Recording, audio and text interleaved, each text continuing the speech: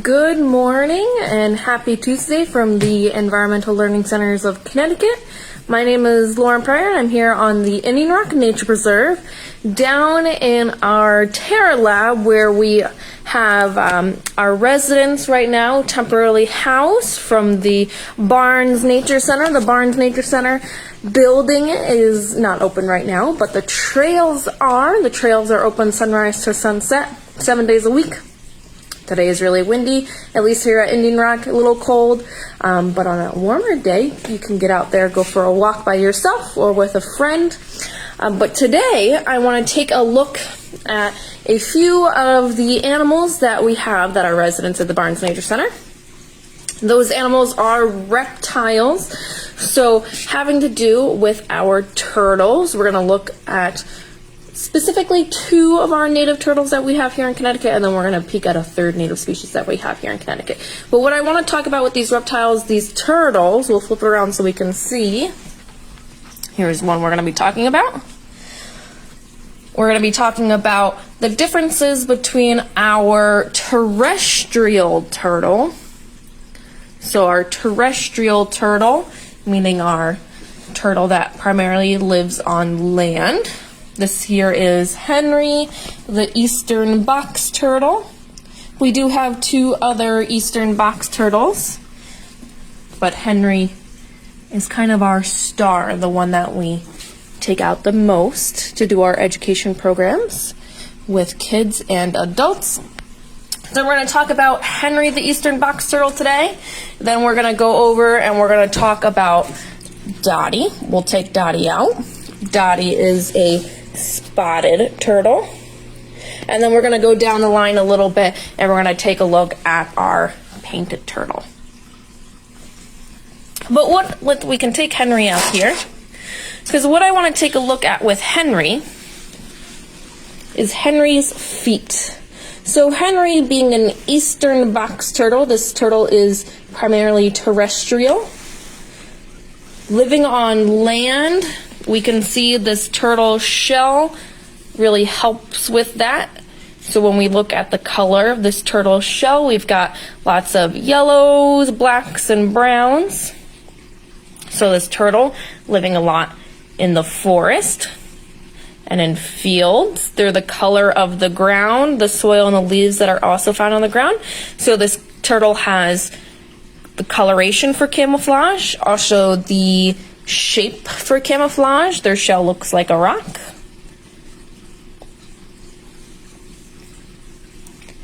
Henry here being a reptile, okay, just like Dottie, the spotted turtle that we're going to take a look at, and our other turtle that we're going to look at. They have a backbone going from their head down to their tail, so this line here. That backbone makes it so they're stuck inside their shell. Turtles can never leave their shells, but they can hide themselves in their shells. So Henry here can tuck her 4 feet,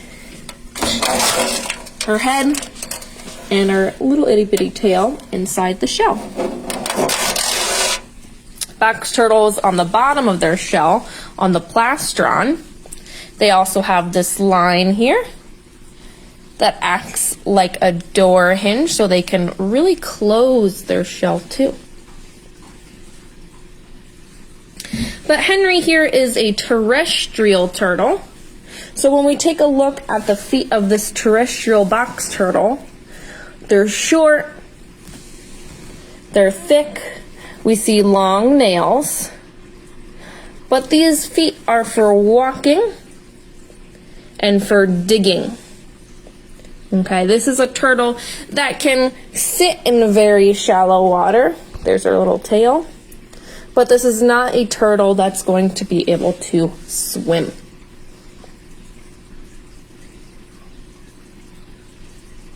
Okay, and we can put Henry down on the floor and we can watch what she looks like while she walks. So it is true, turtles do go pretty slow, move pretty slow. But if I were to put, say, strawberries or a nice worm on the opposite side of her, she can move pretty quickly if she wanted to.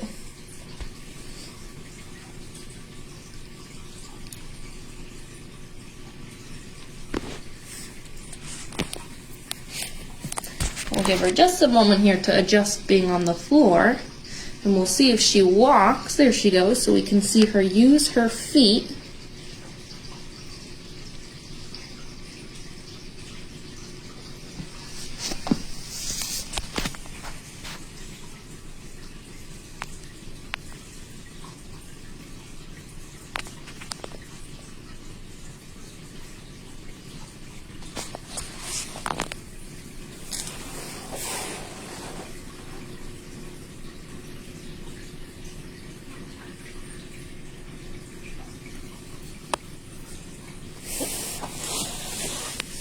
And see her, I've brought some worms over too. If I'll place a worm over and see if that entices her to walk a little bit. This is a treat that they can get, little, we call them hornworms. This is that little, they've got a little horn on top, a little soft spike. It doesn't actually hurt them. It's not that spiky. It just looks spiky, but it's actually pretty soft. So we'll see if I can put that there, and if that'll entice her to move so we can watch her legs in action.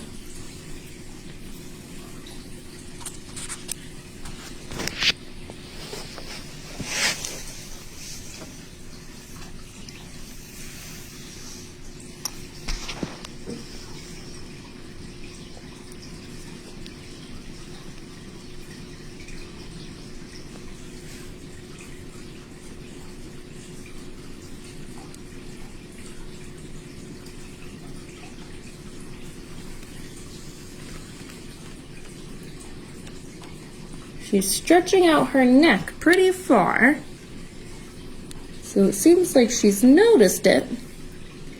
But very much like a horse, you can bring them to water, but you can't force them to drink. So we'll see what she does.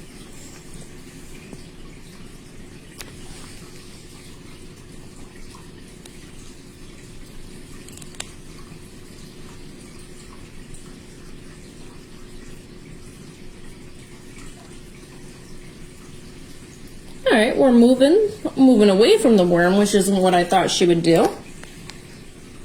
But nonetheless, we get to see what those legs look like in action.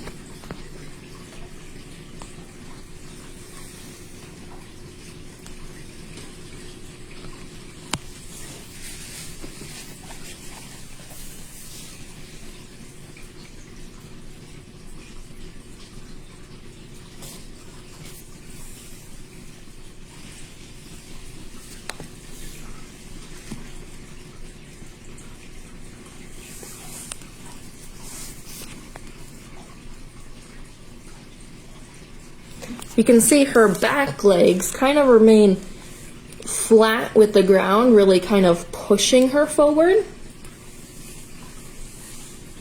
where her front legs are much more kind of, we would consider that being sprawled.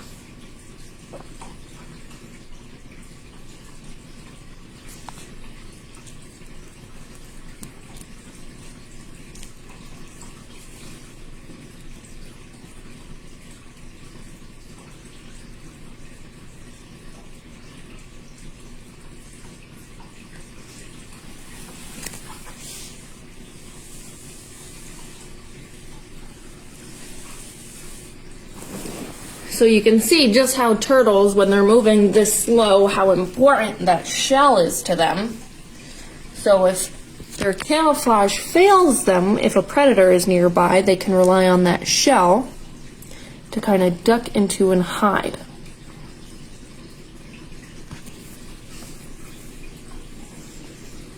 But we'll take a very up-close look at these legs. Oh, there we go. Now she's moving a little bit,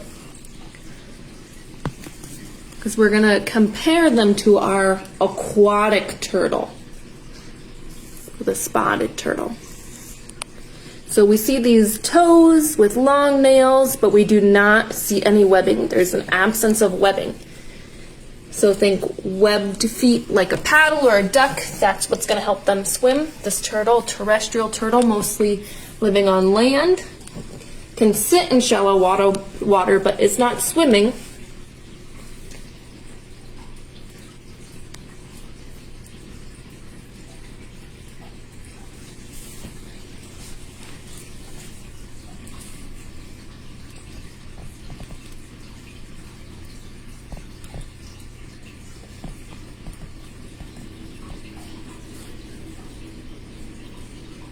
You can see as she's get a little bit of a faster pace here, she can lift herself off of the ground more. She's not really kind of pushing, she's pushing with her back feet, but not really dragging them as much. She's kind of lifting her whole body, and then now she's placed herself back down on the ground.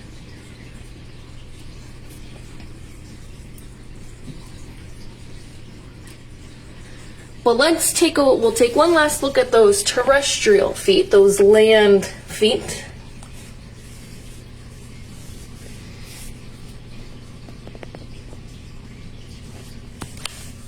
The kind of bend in the leg, that's what I mean by sprawling. So both of her front legs are sprawling.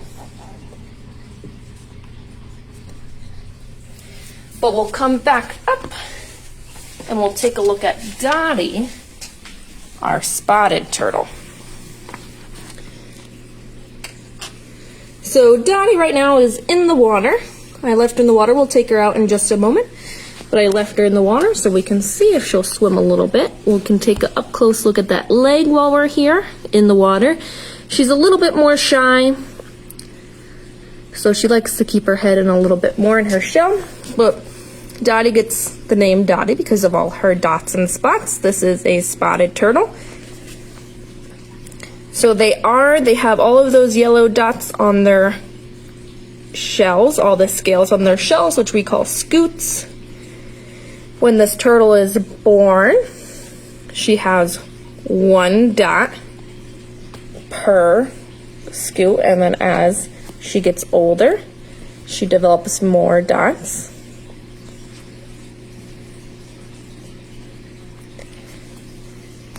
But one thing we're going to be able to compare between Dottie here, we'll take her out in just a moment because the water's kind of distorting her a little bit. But one thing we can also compare is when we look back at Henry here, Henry the box turtle, the shell is very boxy. Okay, when we take Dottie out, we're going to see that this shell is much more flat, and we would call that streamlined. So we'll take her out. She's a smaller turtle. Okay, she fits in the palm of my hand. About 4.5 inches long. You can see all those spots. Like I said, she's a bit more shy, but we'll see if we can entice her out a little bit.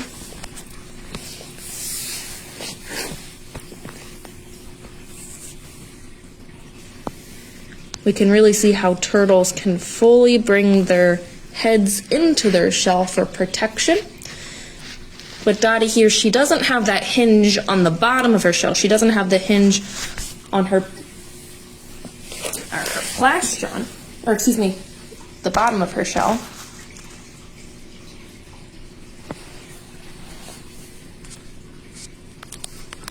So her shell doesn't close like a box turtle's will.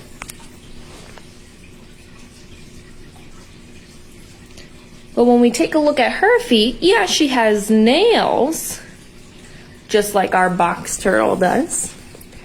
But her feet are much more flat. Okay, her shell overall is shorter. Okay, it's not box-like. So she has a much more streamlined build. And then her feet here, her toes have a little bit of webbing to help her swim. But what we can take a look at, we're going to go over to our painted turtle tank. Okay, so we have Dottie the spotted turtle.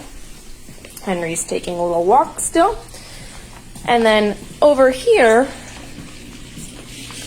we can really take a look at this aquatic turtle, look at their feet, and see how they're utilizing them to swim. So this is an eastern painted turtle. This is one of the most common species that we're going to have here in Connecticut.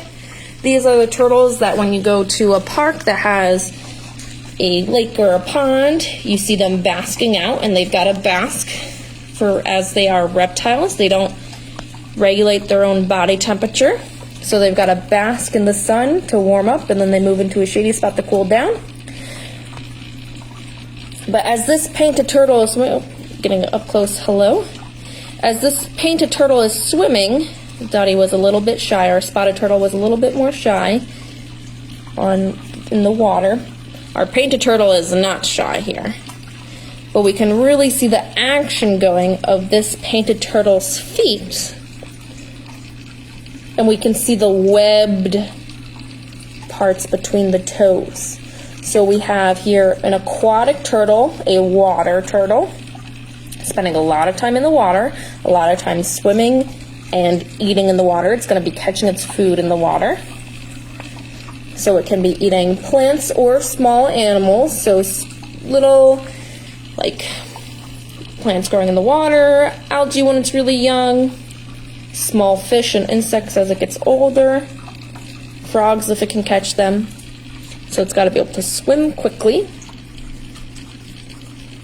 We can really see how flat the shell is. It's not boxy, unlike our land box turtle. Again, that's going to give it a nice streamline action, so it can swim quickly through the water. It's going to have less resistance. But there we go on that foot. We see the nice webbing.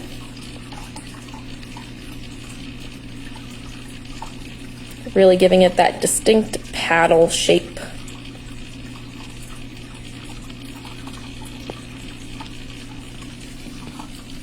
A lot of times you can tell the males and females from with these painted turtles, as the males will have longer nails and a longer tail.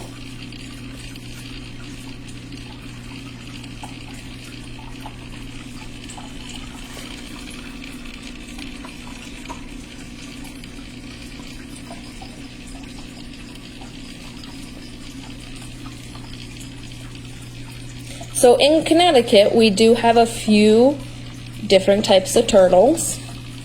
Okay, some of these turtles primarily live on land, like our eastern box turtle, Henry, which we'll take another look at in just a moment.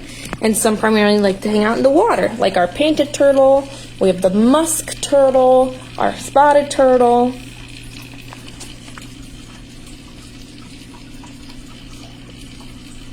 But when you find a turtle, if you find a turtle outside, and you might find a turtle outside coming up soon as we get further, as the temperature starts to warm up and we get further into spring. A lot of turtles are going to become active again, and they're going to start mating season. So you might be finding turtles in your yard as they leave the water, as females leave the water to dig nests and to lay their eggs. But if you find a turtle, whether it's in your backyard, or at the Barnes Nature Center when you're going for a walk, or in a park, you can always look at the feet. The feet are going to give you a clue as to where that turtle primarily likes to hang out. If you have a turtle with long webbed feet, like this eastern painted turtle, we're looking at a turtle that primarily likes to hang out in the water. If we go back to Henry, who's just hanging out here after her short walk, Henry, an eastern box turtle, a much bulkier shell, not built for swimming. Stubbier feet with long nails, but no webbing. We can tell this animal is not built for swimming in the water. Instead, she's built for walking and digging on land. And of course, on the other side, we have Dottie, our little spotted turtle. We see a flatter shell. Okay, streamline action for swimming in the water. She's a little bit more shy, so it's hard to take a look at her feet. She does have nails, and then she has some webbing to help her swim. So check out the feet, check out the shape of the shell. And you're going to want to ask yourself, how does this animal get around? Are they walking or are they swimming based on the feet and based on the shell?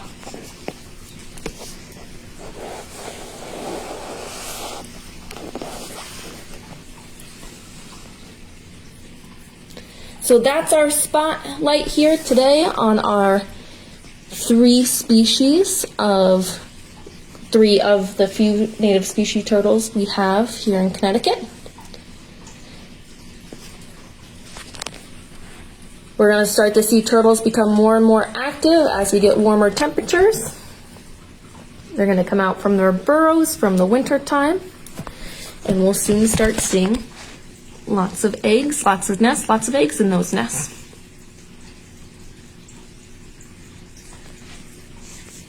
But thanks for tuning in today for Facebook Live with the Environmental Learning Centers of Connecticut, and we'll see you next time.